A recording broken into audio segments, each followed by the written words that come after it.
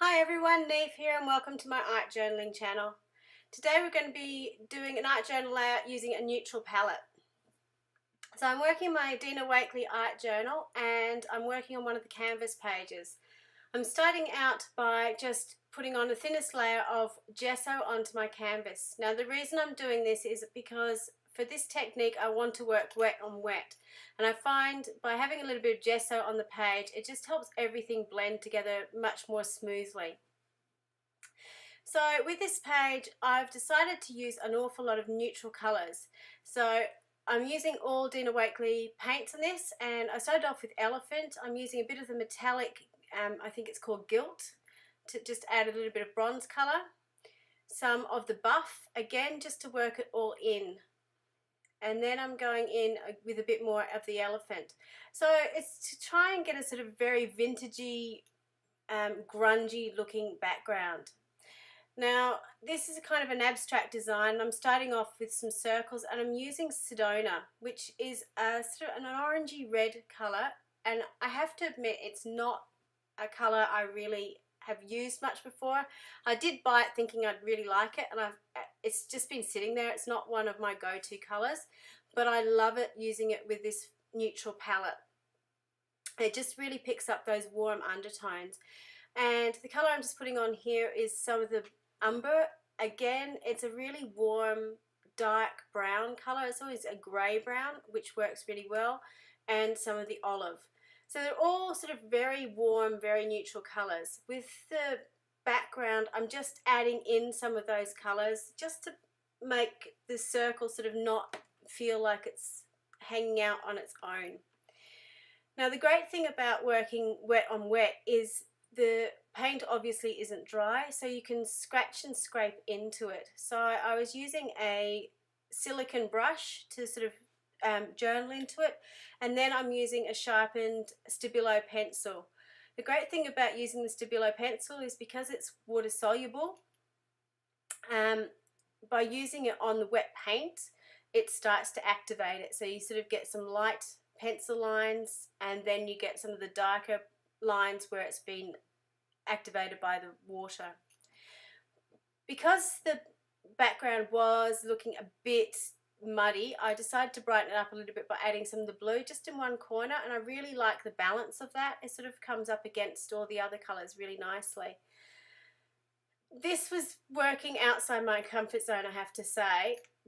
While I enjoy doing vintagey, grungy type things, I've never really done it with paint before, and I really like the end product, but it was hard to work with because it's not a colour palette I use very often. So I decided to go in with some white just to brighten it up again and to give a focal spot to the dot in the middle, just to give it something, your eye, something to rest on.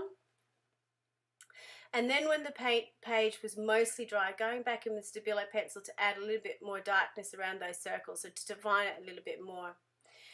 So when I've done this, I'm then looking for something to put as a bit of a focus, and I came across my Inca Gold wax, and I thought I'd add that into the page, and I'm so glad I found it because it just adds that glimmer and glitz that the page was lacking. It gives it a little bit more depth and dimension. It certainly draws your eye to that middle section now, but even in the background it looks like it's almost foiled, or it's got that metallic glint that it was missing. It also sort of picks up from the opposite page as well. Now originally I had a kind of a quote in mind, but it didn't quite work with what I was going, so I came across my Tim Holtz clippings, which are these stickers. They've been clipped out of vintage magazines, just the way they are, so they're cut sort of randomly, the text from the images, and they're really good for putting together odd little poems and odd little things.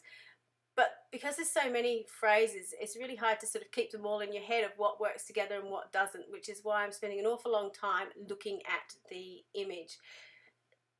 So I think what I end up with is, life is full of dreams. In my heart I know you will find it. I did have if they were to fly away, but I decided I didn't need that. I also didn't like how big that second sticker down was. Because they are self-adhesive, but I'm just adding a little bit of extra glue just to glue it down because it's on the canvas and it wasn't particularly, it was dry to the touch, but the canvas is still damp.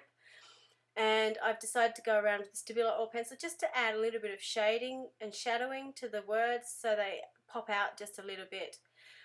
I kind of regret doing this, but I then activated the pencil and it just bled into the stickers a little bit. It's hard to see from this distance, but it sort of bled them in, which is why I dabbed it off in the end.